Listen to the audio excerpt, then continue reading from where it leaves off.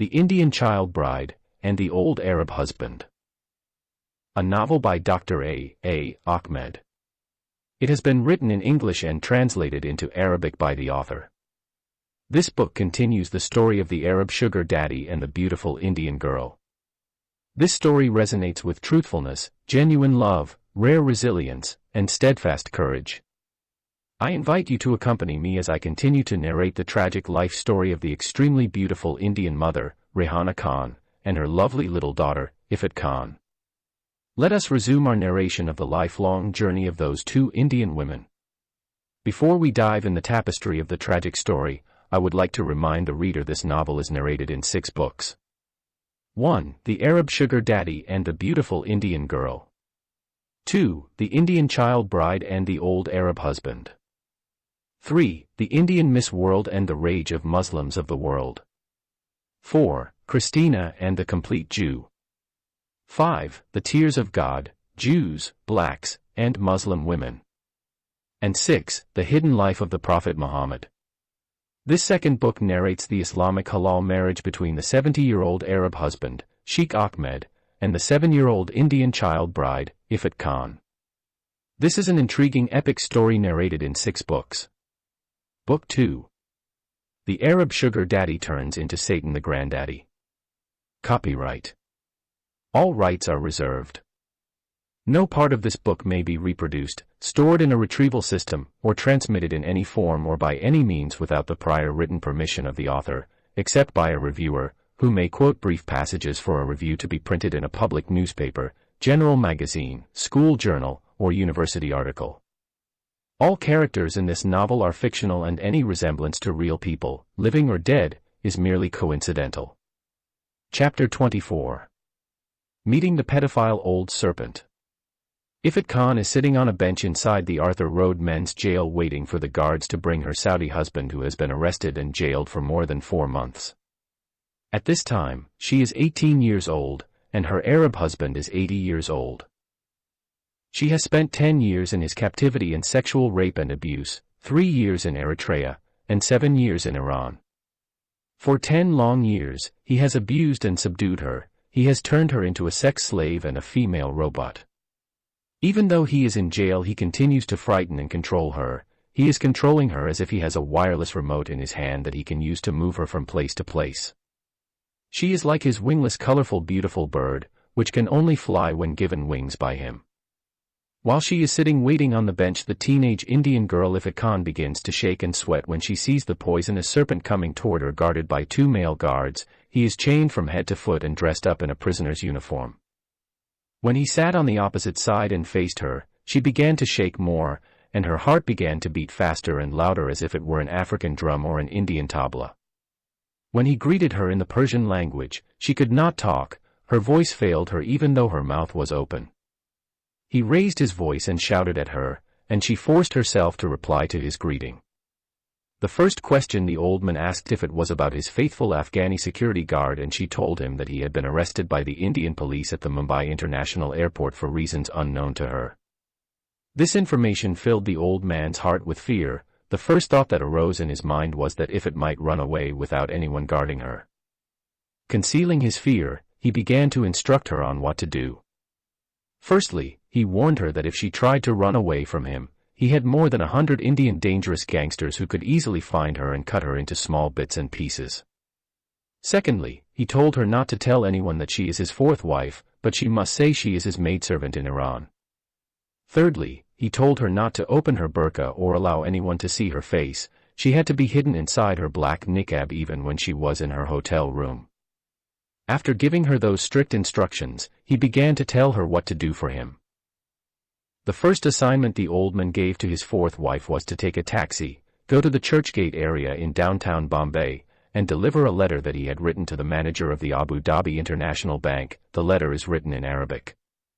Like his obedient maidservant, the Indian wife Ifat Khan took a taxi and headed to the address written on the letter. When she reached the bank, she first showed the letter to an Indian female employee who then passed it on to an Arab male employee. The Arab man read the letter and understood that it was addressed to the bank manager, so he directed Ifat to the office of his manager. In the letter, the the old man has requested the manager of the bank to send one of the bank employees with the necessary forms so that he could make a joint account with his Indian wife, Ifat Khan, who has brought the letter to him. He requested the bank not to allow his Indian wife to withdraw more than 1,000 rupees in a day. The manager filled out the forms and asked Ifat Khan to affix her signature, but when the Indian wife admitted to being illiterate, he suggested she simply use her thumbprint. After that, the manager asked one of his Arab employees to accompany the wife of their important Saudi client to the jail to get his signature. On that day, the obedient Indian wife Ifat Khan has to pay a couple of $100 more to the jail guard whom she has bribed before to allow her to revisit the old man for the second and the third times. The Indian guard has never become so happy and felt enriched as that day. In a few hours, he made 21,000 rupees when his monthly salary was only 3,000 rupees. According to the jail rules, the same person is not allowed to visit his or her relative prisoner more than once a day. However, that day Ifat revisited her Saudi husband thrice, and each time she paid a $100 note as a bribe. After the old man signed the joint account forms, Ifat went back to the Abu Dhabi International Bank and got her own bank card and account book. As instructed in the Arabic letter, the bank allowed her to withdraw only 1,000 rupees. She is told by the manager she can use her bank card to eat in a restaurant or to rent a room in a hotel. The manager also followed the instructions of the letter and took $1,000 from Ifat Khan and exchanged it for 70,000 Indian rupees. Ifat has brought with her a couple of $1,000s from Iran. After that, the fourth wife returned to visit her Saudi husband for the third time. The second assignment is appointing a lawyer. Her husband told her to go to Mumbai High Court, find the best lawyer, and bring him to meet him in jail. Specifically, the old man said that the lawyer should be a Muslim. Since it is evening time and the High Court might already be closed by now, he told her to go to Colaba, find a hotel, and book in, but she is told not to stay in a hotel that would charge more than 500 rupees per day.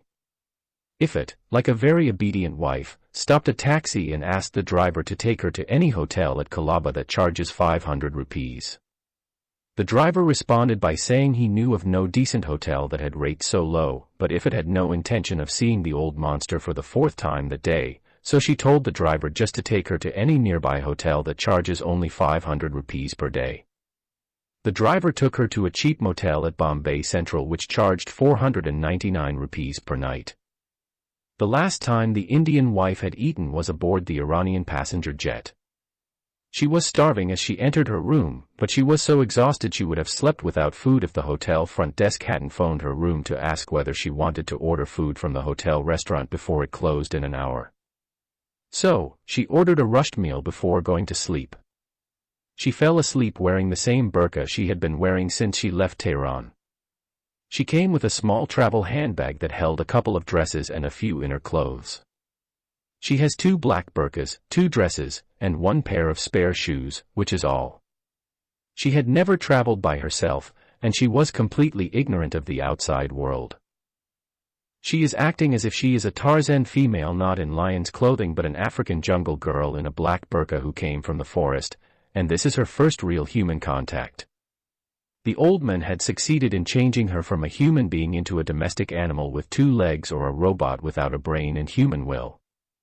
As soon as she woke up from her sleep, Ifat left the hotel and took a taxi to the Mumbai High Court. Finding a lawyer in Mumbai is as easy as seeing a policeman on the street. Lawyers do not stay in their offices, they gather every day in the courtyard of the court and chase after people. As soon as you enter the courtyard, tens of advocates will come running to you and offer to defend you in court or fight your case anywhere in Mumbai. They would charge you according to your case or your means. As soon as the lawyer saw the Muslim woman in a black burqa, she held attention to 15 of them. She heard them babble in Hindi and Urdu. All talking at the same time, some ventured that Ifat has come to ask for a divorce from her abusive Muslim husband, some guessed that she wants to marry her Hindu boyfriend without the consent of her Muslim parents. She brushed away both suggestions and asked for a Muslim lawyer to step forward.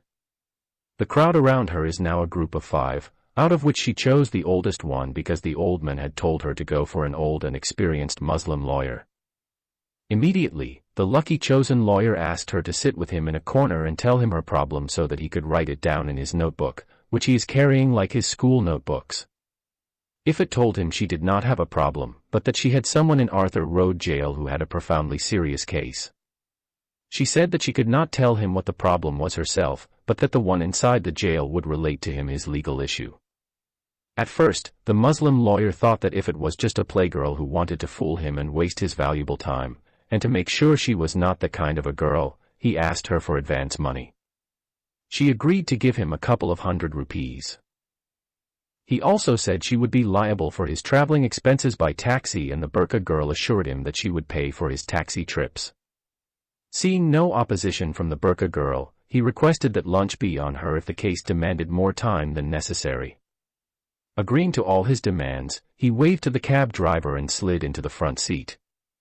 He motioned to the Muslim girl to sit in the rear seat because it would be haram for him as a pious Muslim man to sit near a young Muslim woman that is neither his wife nor his daughter. With the taxi racing down the beach street of Marine Drive, the Muslim lawyer took the opportunity to ask the girl who had chosen him all the questions that remained unanswered in his mind. He wanted to know whether the person in the jail her husband, boyfriend, father, brother, uncle, or male cousin is.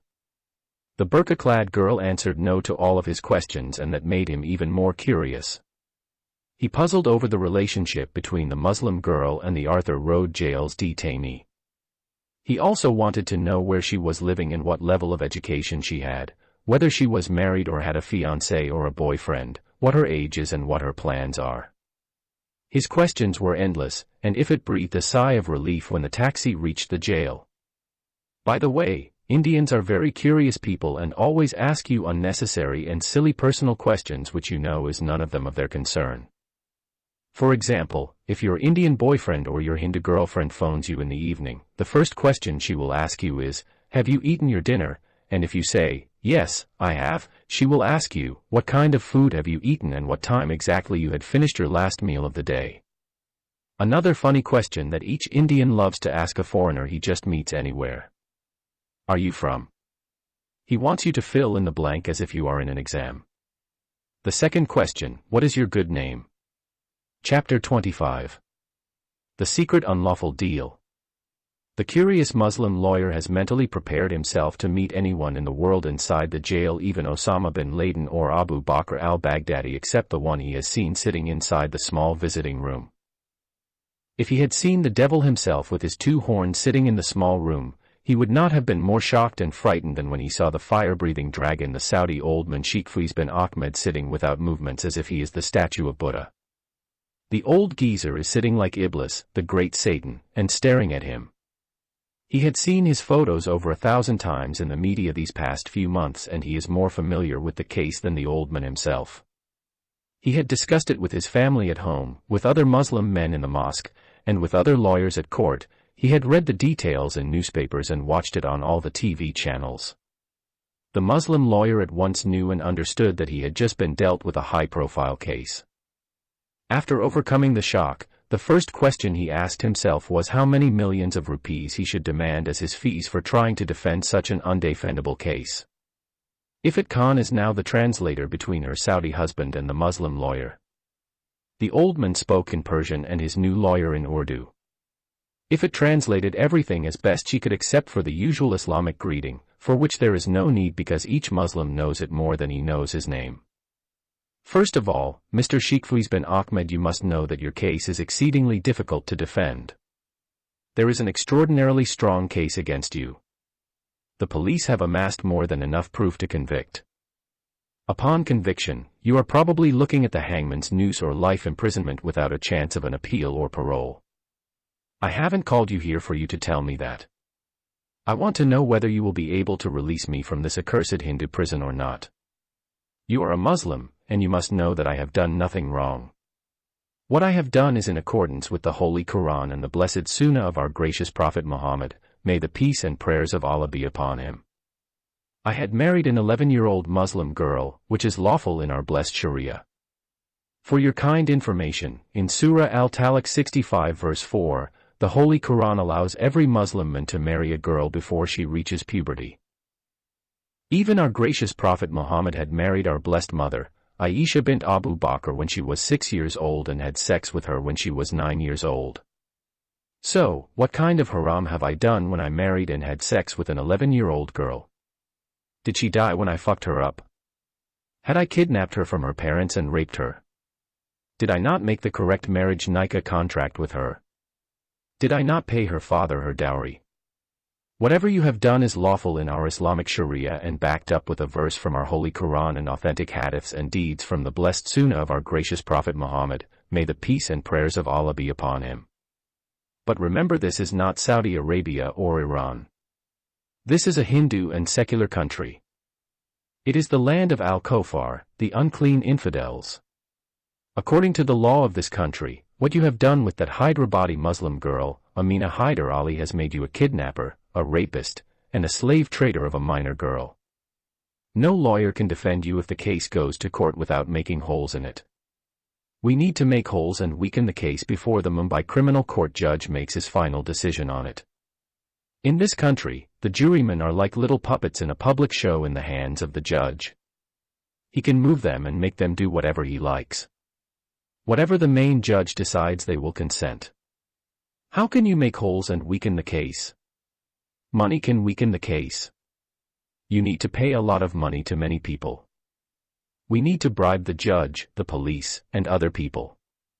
I will not ask you to pay me as much as the Hindu police and the judge may ask for. We need to pay the Mumbai police and Hyderabad police.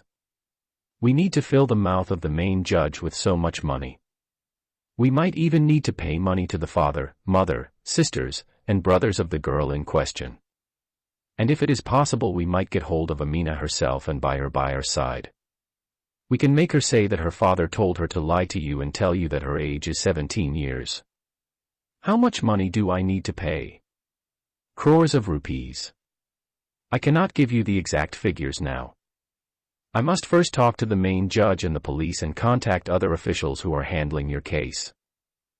If I agree to pay that much money, what is my guarantee that I will win the case and be released from this filthy Hindu prison? I will get the judge to sign a secret contract the same as anyone else who is involved.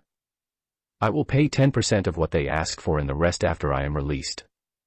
All judges, lawyers, and policemen in Mumbai ask for 50% before the trial and 50% after it is over and successful, and everything comes in your favor. Can you tell me approximately how much this is going to cost? Roughly 10 crores. How many rupees are 10 crores? They are 100 million Indian rupees. 100 million rupees is a lot of money. That is what I have said from the beginning. You need to pay a lot of money to come out of this accursed infidel's jail. Otherwise, you will lose your life or die inside this filthy Hindu dungeon. Consider your advanced age. Would you like to die in the Muslim holy lands among your Muslim wives and children, or starve and die like a criminal in this unholy land of the Hindu idolaters? Okay, I am ready to pay the money, but try to reduce it to 7 or 8 crores. I will try my level best, but I can give you no guarantees. Hindus are very greedy people when it comes to money. Go and talk to the main judge and other police top officials and bring to me the exact figures. Inshallah, after 2 weeks I will come to you with some good news.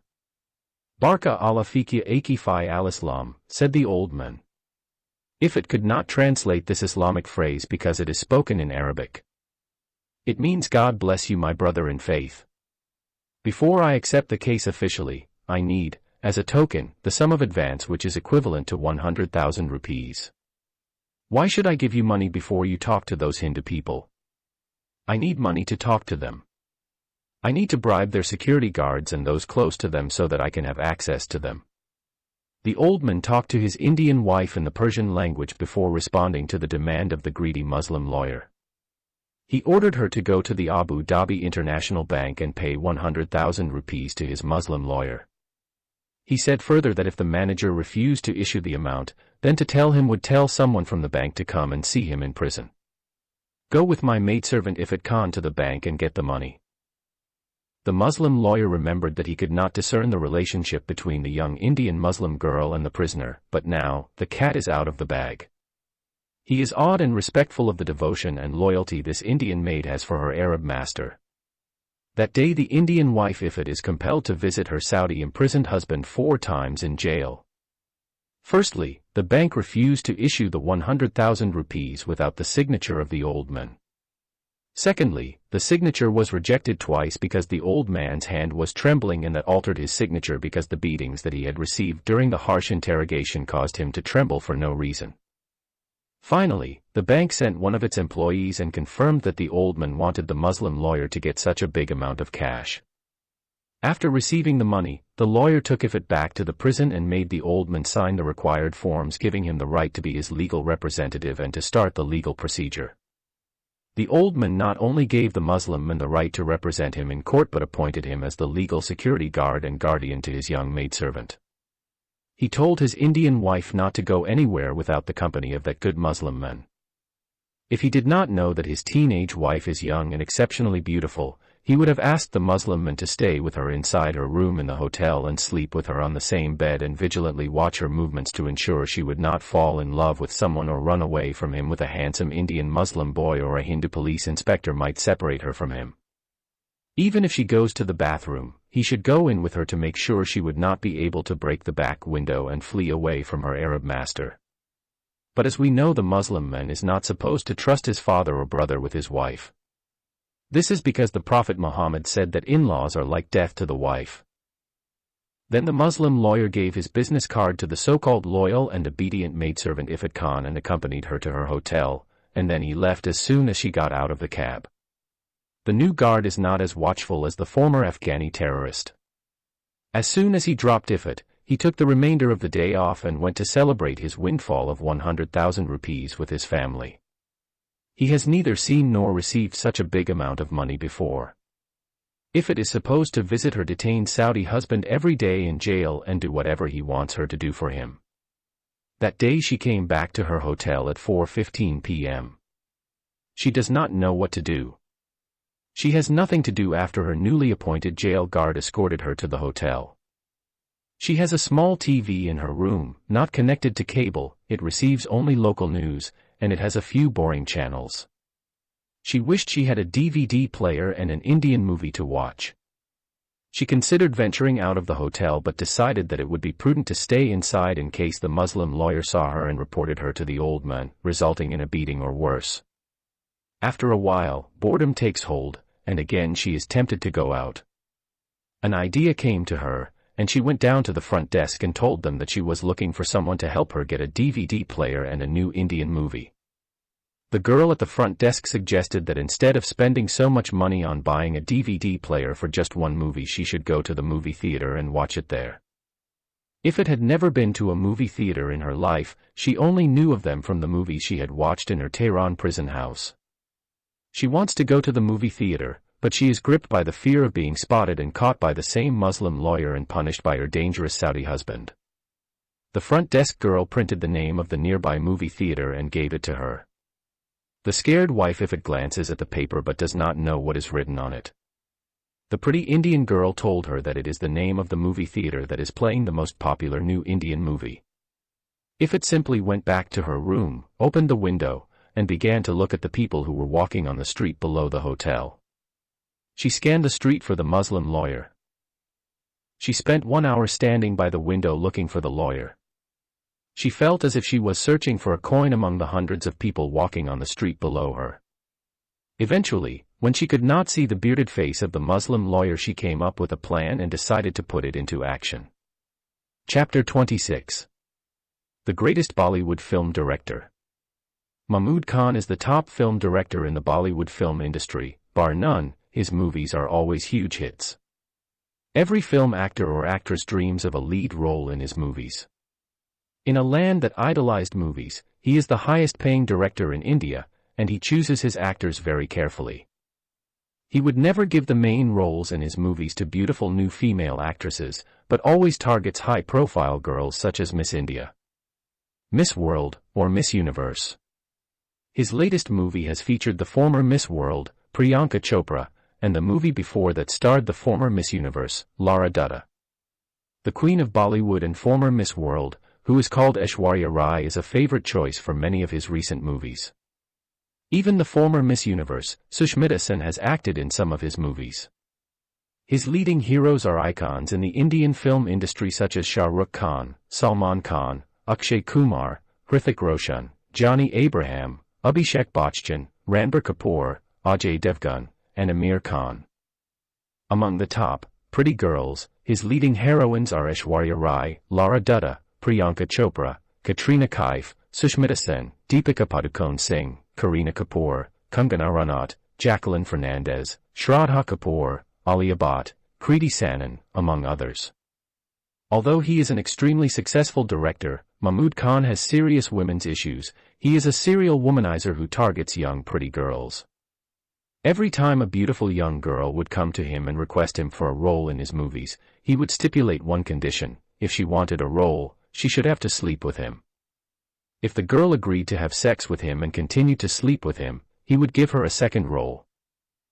If she is exceptionally beautiful, she might act as a maidservant for the main heroine, who is supposed to tempt the hero and create a problem between him and his wife or girlfriend, or she might become a secretary to the hero and cause him to cheat on his wife or something of that sort. If she is not that beautiful, then she might get a side role like dancing behind the main heroine, or a former school girlfriend of the heroine who would appear for 5 minutes in the entire movie. If the girl continued to sleep with him, he would make her his mistress and keep tempting her with gradually increasing roles. But he never gave any new girl a leading role in his movie, no matter how smart she might be or how extremely beautiful. Mr. Mahmood Khan is a married man and has only one son. He is 66 years old and rarely sleeps with his wife. He has many opulent mansions. His main two residences are in the opulent areas of Juhu and Bandstand in Bandra. Only Bollywood actors and actresses and extremely wealthy Indians live in those expensive areas. Also, the great film director has other houses. He has a farmhouse, a hill house, and a big hotel in the city of Lonavala. He also has a resort in Kundala city. Those other opulent residences are the houses where he brings and has sex with his young pretty mistresses. Each house has high security and is equipped with every modern means of entertainment. He has bars, swimming pools, and discos in all his mansions. He loves to invite to his mansions high-profile actors and actresses and have wild parties. In each residence, he has many menservants and maidservants. He would never travel from place to place by car or train. He has his own 2 private helicopters. He even has his private airplanes which he flies on them whenever he goes abroad or visits other Indian cities. Needless to say, he is an Indian multi-billionaire. The latest Mahmood Khan production featured the King and the Queen of Bollywood, Shah Rukh Khan and Priyanka Chopra. His new movie is called The International Ganda. It is a remake of an old movie with the same name. Its original actors were the former King of Bollywood Amitabh Bachchan and the former Miss Asia Zeenat Aman. Zeenat is extremely beautiful and has a sexy body, and that is why she is called the Bollywood sex symbol of all time. The new version of the latest movie is heralded 100 times better than the old version. Kareena Kapoor, who danced in the place of the former dancer Indian legend Helen, excelled in her role. It is no surprise that the movie is a must-see for everyone in Mumbai. The new movie, which is also called The International Ganda, is featured in 4 movie theaters across the city. Tickets were sold a month in advance and black market scalpers offered them for 10 times their original price. Mahmood Khan came to inaugurate his hugely successful movie in the famous Eros Theatre near Churchgate. Usually, he would send a representative to launch his new movie, but the unprecedented success of this particular movie enticed him to make a personal appearance in Eros. Unlike in Western countries, the make-or-break factor for Bollywood movies is solely dependent on the songs and the make-or-break factor lineup. It is normal for a movie to be a hit if it features sweet and popular songs and if the hero and heroine dance well. Of course, the hero and heroine have to be on the A-list of Bollywood. As the Brazilians believe in having 2 religions, Christianity and soccer, the Hindus will tell you they worship 3 religions: Hinduism, cricket, and the Bollywood film industry. The greatest of all greats, Mr. Mahmood Khan, spent only 10 minutes in the movie theater before he got up and left. As he was leaving, he spotted the most beautiful Indian girl he had ever seen in his life. He could not believe that such a beautiful girl was living in Mumbai without being crowned Miss Bombay or Miss India or appearing in any movie. He knew that if any director had seen her, he would have already introduced her to the film industry or encouraged her to join the beauty contest. For that reason, he concluded that the girl was a visitor to the city or new to India. He decided to talk to her and offered to introduce her to Bollywood.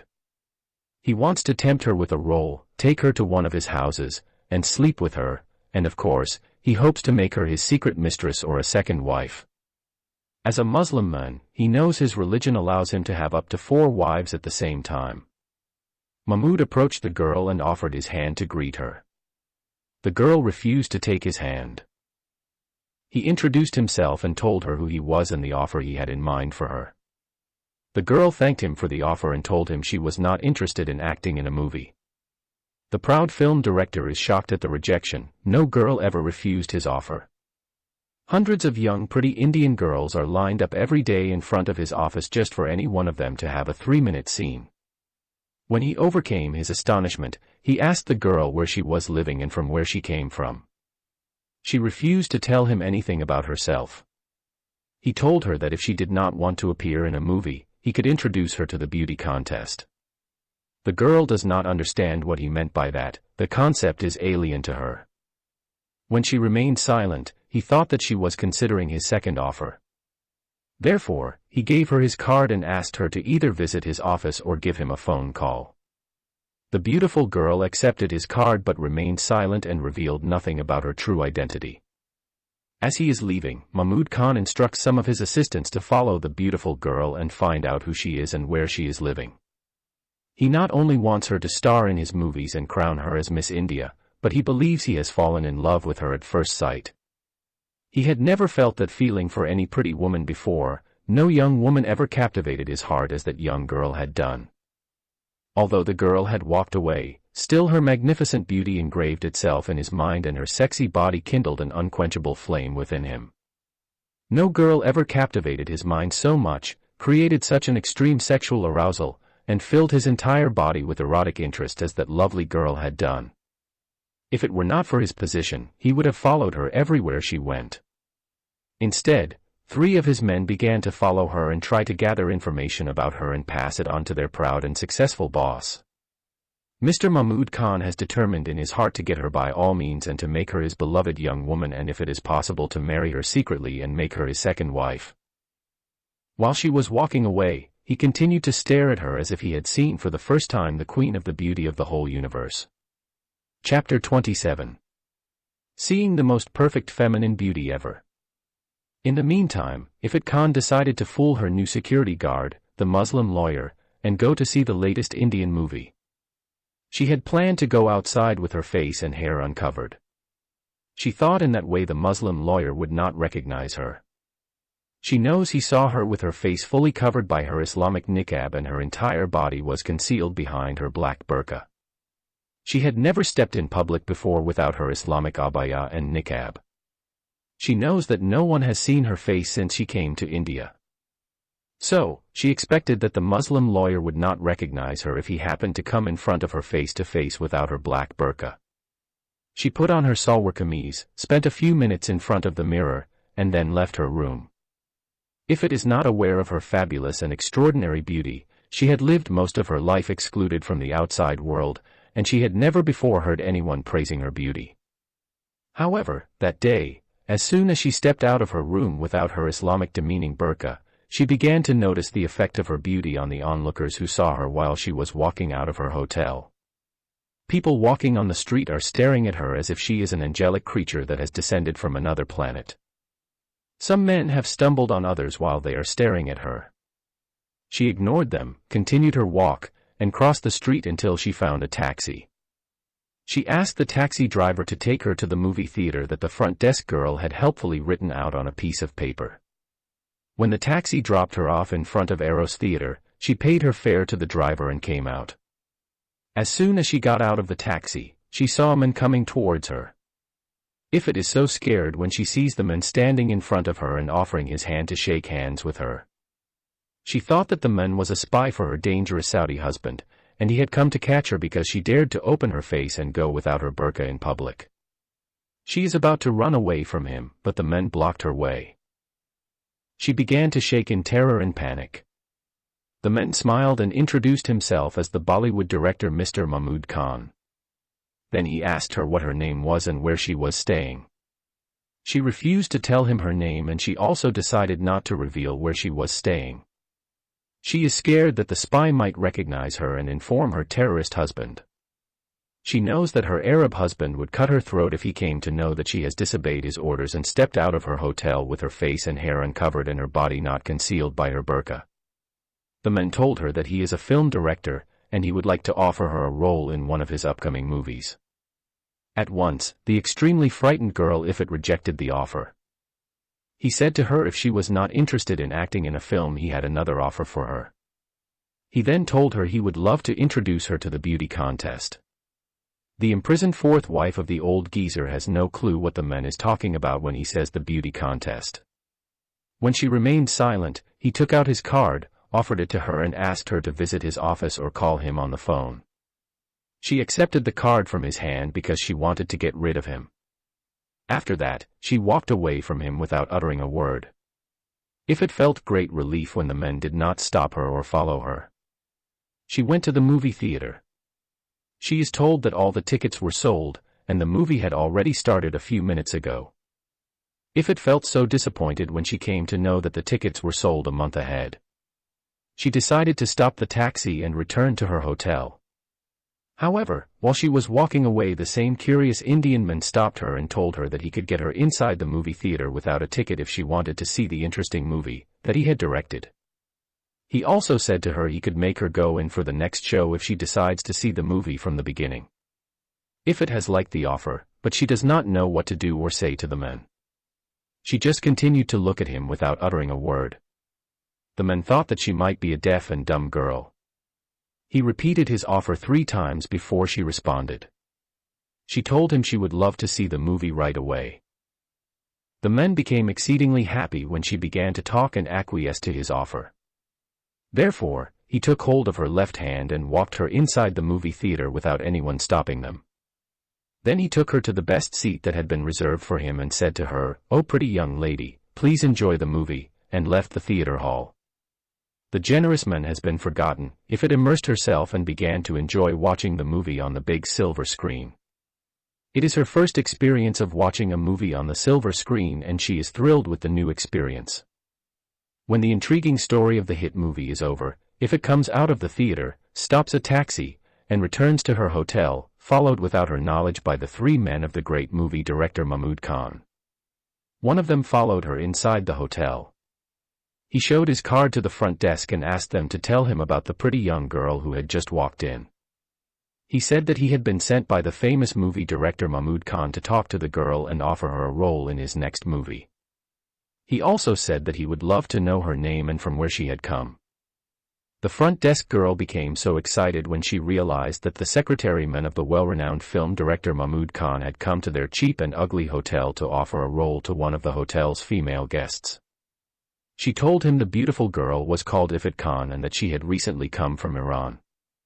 When he requested her to call the girl and ask her to come and talk to him, the receptionist girl immediately picked up the phone receiver and dialed the room number of Ifat Khan. When Ifat responded to the call, she told her that someone would like to talk to her. Ifat has become so frightened when she learns that a man has come to speak to her in person. She thought that someone had already informed her Saudi husband that she had gone out of the hotel with her face and hair uncovered and without the burqa concealing her body. She decided to deny that she ever stepped out of the hotel. She put on her black burqa, carefully concealed her face with a black niqab, and came down to meet the men. The secretary of the film director is shocked when he sees the girl in a black burqa, which makes her appear to him as a sudden manifestation of a scary female ghost. He asked her whether she was the same girl who had just come in a taxi from the Eros movie theater. The fourth wife of Sheikh Ahmed strongly denied it. The front desk girl became confused when Ifat openly denied that she was the same girl. She knew that she was the one who went out without her burqa and just came in. She even handed over her room key to her when she came back. She is the very same girl who gave her the address of the Eros theater and told her to go and watch the best movie in town. Regardless, the men of Mahmood Khan knew that she was the one and tried to talk to her about the movie offer. She told him she did not live in India. She came from a foreign country, and she would soon return to her country. For that reason, she is not interested in appearing in any movie. The secretary realized that the pretty girl had rejected his manager's offer, but he felt satisfied with the information he gathered about her so far. He apologized to Ifat Khan and thanked her for her time. When he came out of the hotel, he phoned his boss and conveyed the information he had obtained about the extremely beautiful girl. Mahmud Khan is crushed when he comes to know that the beautiful girl is an NRI, which means a non-resident Indian girl who is living abroad and has just come as a visitor to her motherland. Nevertheless, he wanted to know more about her. He ordered his men to continue following her and find out why she was there in that cheap hotel and why she was staying in a dangerous and notorious area that was full of brothel houses. More importantly, he said he wants to know when she is planning on leaving the country. For 2 weeks, the spies of the great movie director Mahmud Khan relentlessly followed the beautiful girl Ifat Khan just about everywhere that she went. They came to know that she goes every day early morning without a break to the Arthur Road jail to visit an 80-year-old Saudi man who has been arrested on charges of rape and kidnap of a minor Indian girl. She spends time with him and then goes to other places wherever he sends her to go and do work for him. Then the spies asked the jail guards to reveal the relationship between her and the Saudi old man. Of course, they paid the guards so much money to get some information about the young girl and the imprisoned old man. One of the guards said she was the Indian maidservant of the Arab man. Yet another suspected that the girl might be a secret mistress or concubine or even a real wife of the Arab old man. Mahmud Khan felt twisted up inside when he realized that the beautiful girl of the excellent and perfect form of beauty had become his obsession and adoration. She already had another man in her life. Worse than that, she might have already been involved in a sexual relationship with an 80-year-old Saudi man. But then hope glimmered in his heart and mind when he remembered the notorious criminal case and the severe punishment that was probably going to be rendered for the hideous crimes the old Saudi Muslim man had committed against the 11-year-old Muslim girl who was from the city of Hyderabad. Chapter 28. The Corrupt System of Law in Bombay. For 3 weeks, Mahmud Khan's men followed Ifat Khan everywhere she went and gave her nightmares in broad daylight. She saw them following her every day and she naturally assumed that they were sent by her terrorist husband to keep watch on her. She did not repeat her adventure of going out of her hotel with her face and head uncovered and without her black burqa. In her mind, her husband's spies might take nude pictures of her and smuggle them to him inside the jail. Some Muslim women think that if a non-Muslim girl goes out without her face being covered with a niqab and her body wrapped with an abaya or burqa, she would be bare naked, which causes men to fall into the sin of adultery or rape her. A prominent Muslim imam in Australia said the non-Muslim girls walking on the streets without abayas, hijabs, or burqas are like open meat for men.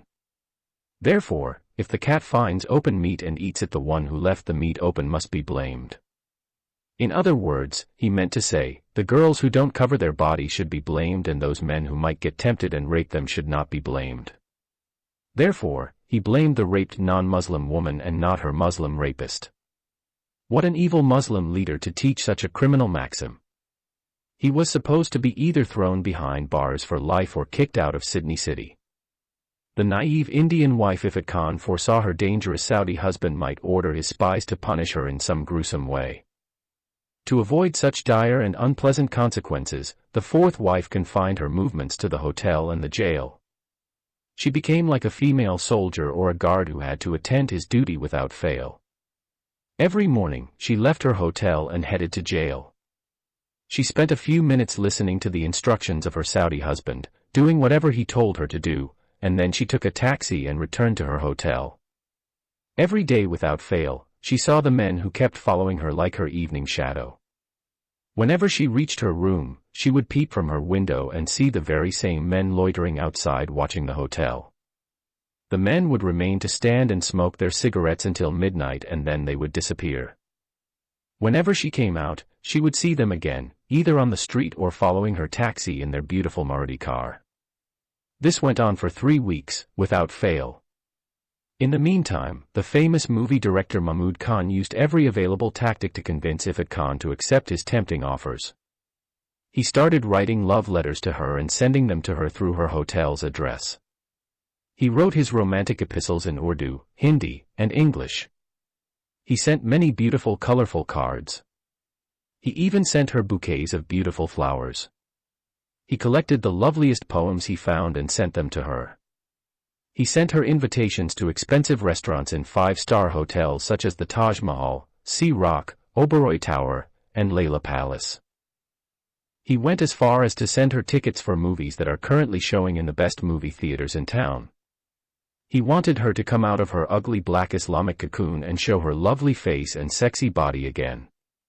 Little did he know that if it did not respond nor understand any of his overtures because she could not read. She understood that someone was sending her letters, cards, tickets, invitations, and bouquets of flowers and roses. She has no idea who is sending them. She thought about it but decided against showing those love messages, cards, and bouquets to the girl's front desk and asking them to translate them for her. She suspected that her cruel husband might have bribed the hotel management and told them to spy on her too. Although if it can speak 3 languages, Urdu, Hindi, and Persian, she can read and write none of them. She is completely illiterate, and that fact is absent from the renowned film director. Who could think or guess such a young and beautiful Indian girl as she had never been to school in all her life? Mahmud Khan remained determined to fulfill his obsession with that perfect form of the feminine beauty Ifat Khan by all means. He decided that if he could not get her attention through his various temptations, he would resort to kidnapping her and hiding her in one of his out-of-town mansions. He does not want the outside world to know of her. He just wants to convince her to be his adorable girlfriend or secret second wife. Thinking it over, he decided to give her a month to respond to his romantic messages or sexual advances, whereupon he would order his men to kidnap her and take her to his farmhouse if no positive response from her side was forthcoming.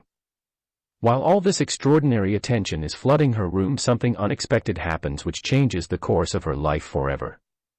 Meanwhile, the Muslim lawyer, Sheikh Barkatullah, worked sincerely in his mission to fulfill his promise to the imprisoned child abuser and notorious womanizer Sheikh Ahmed. He talked to the High Court's main judge handling the case and informed him about the tempting huge bribe. The judge demanded 4 crores, 40 million Indian rupees, which are equivalent to $571,428. The corrupt judge promised that he would acquit the old Saudi man with honor if he got 2 crores before the trial and 2 crores after his honorable release. Barkatullah also made similar contacts with many top officials in the police departments of Mumbai and Hyderabad. Each police commissioner demanded 20 million Indian rupees. Sheikh Barkatullah worked hard to contact and convince many other people in Mumbai and Hyderabad to join the secret pact. He talked to the Mumbai International Airport police officers who arrested the old men and promised to pay them thousands of rupees if they would agree to change their statements. He also visited Hyderabad city and called in on the mother, brothers, and sisters of Amina Hyder Ali. He promised to pay the family 100,000 rupees if they would all appear in Mumbai High Court and swear under oath by placing their right hands on the Holy Quran and saying that they met the old Saudi man before he married Amina and lied to him about her age. Through the mother, the Muslim lawyer also succeeded in contacting the abused child bride Amina Hyder Ali and made her promise to change her court statements. The mother told Amina that her father would not force her to go with the bad old Arab men who did those awful things to her. She also promised her daughter that they would allow her to go back to school and finish her education. Although she was taken away from her family, still the Indian government allowed the right of visitation to the mother but denied the same to the detained evil father, who sold his 11-year-old daughter in marriage to the pedophile 80-year-old, the Arabman Sheikh Faiz bin Ahmed. After 15 days, as he promised, Sheikh Barkatullah came to the old man at Arthur Road Jail and broke to him the good news. He told him everything he had done in those days and how much that was going to cost him. He informed him that the entire secret deal would cost him 14 crores, which is equivalent to 140 million Indian rupees, which equals $2 million American dollars. 7 crores have to be paid before the trial and 7 crores after his honorable release. The greedy and crooked Muslim lawyer decided to get the lion's share of 6 crores himself, 60 million Indian rupees. But he lied to the main judge and the 2 police commissioners and claimed that he was going to receive only 20 million Indian rupees. The lucky Muslim lawyer is planning after the trial is over to quit his profession, leave the land of the accursed Hindu idolaters, and immigrate to the blessed Muslim land of Pakistan. Before his gracious Allah had sent to him his angel of fortune, the teenage Muslim girl Ifat Khan, the Indian lawyer used to make in a month between 7 to 10,000 Indian rupees. He has never saved more than 20,000 rupees in 10 years of soliciting in Bombay courts. But now, after heaven rained down on his miserable life silver and gold and hard currency, the poor Muslim lawyer became overnight a multimillionaire. The old Saudi man tried to reduce the amount to 10 crores, but the Muslim lawyer insisted that his price of freedom would remain at 14 crores. For him being a life and death situation, the old Saudi agreed to pay all the required bribes. Chapter 29. Creating the second joint bank account. At first, Sheikh Ahmed thought to send his Indian wife to the Abu Dhabi International Bank and get the management to send him the necessary documents to transfer 7 crores rupees from his account to the account of Sheikh Barkatullah. Notwithstanding, the Muslim lawyer stopped him and told him that he would not accept such a huge amount of money from him directly. The money should go to someone else's account and that person should deposit the money in Sheikh Barkatullah's account. He explained to the old geezer that his foolish idea would expose their secret scheme, and everyone involved would go to jail. It is, after all, a huge amount of money bound to raise suspicion once it is discovered that the transfer has taken place. No one is going to believe an Indian lawyer can make such a huge amount of money even if he has worked as an attorney in all courts in Mumbai for 1,000 years. To keep such an illegal deal secretly hidden from the police, the media, and other curious eyes, a third person should act as the middleman. The old man understood the risk that is involved if the money would go directly from his account to his lawyer's account. However, the question that puzzled him was who that person could be whom he could trust with such a huge amount of money.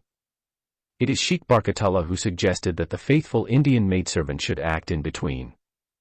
He told the old man that his maidservant was the only person who was not known to the government and the public. The old man understood that no one in India knew that his Indian wife was related to him in any way. He balked when he considered the amount of money that he would have to place in her trust. She might very well abscond with the money. But he knows that he has no anyone else he could use, except her. However, he understood that he had already brainwashed her and made her a complacent girl to all his abuses just like a robot in his hands. She is also an Indian slave girl to him, and he is her Arab master. He reasoned that if she wanted to run away from him, she would not have come from the Mumbai International Airport after his Afghani guard was arrested. She came all alone from the airport to him and began to do his work and continued to visit him without fail every day in jail and followed his orders. Sheikh Barkatullah outlined his plan and advised Sheikh Ahmed to transfer the entire sum of 14 crores into his Indian maidservant Ifat Khan's yet-to-be-established account.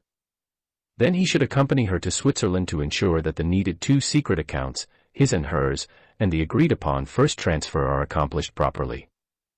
As soon as the trial is over, and Sheikh Ahmed is acquitted with honor, Ifat and his lawyer should make another trip to Switzerland and get the second installment transferred from her account to his. To make sure that the old man would not change his mind after release, the crooked lawyer told him that the High Court judge had said that he would not release his passport and allow him to fly out of India until the amount was fully paid off. He disclosed that the judge would withhold his passport under the premise that protesting parties be given a chance to appeal. This would satisfy both the court and the media.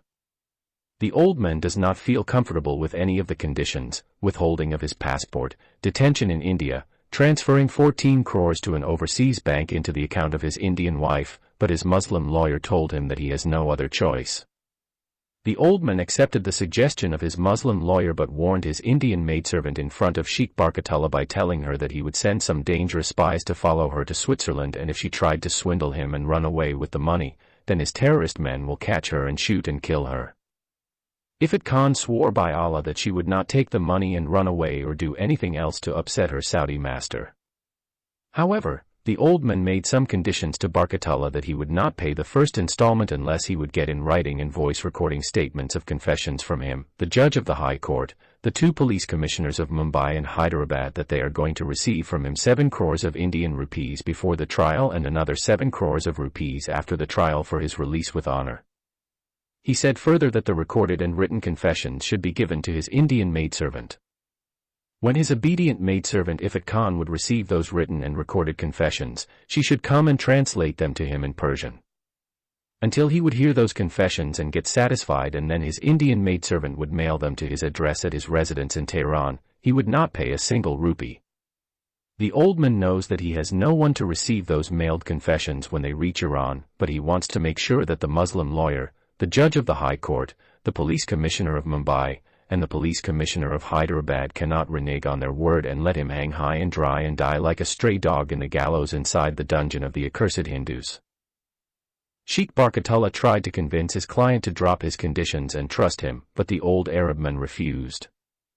He said he would not trust his father or brother with such a huge amount of money.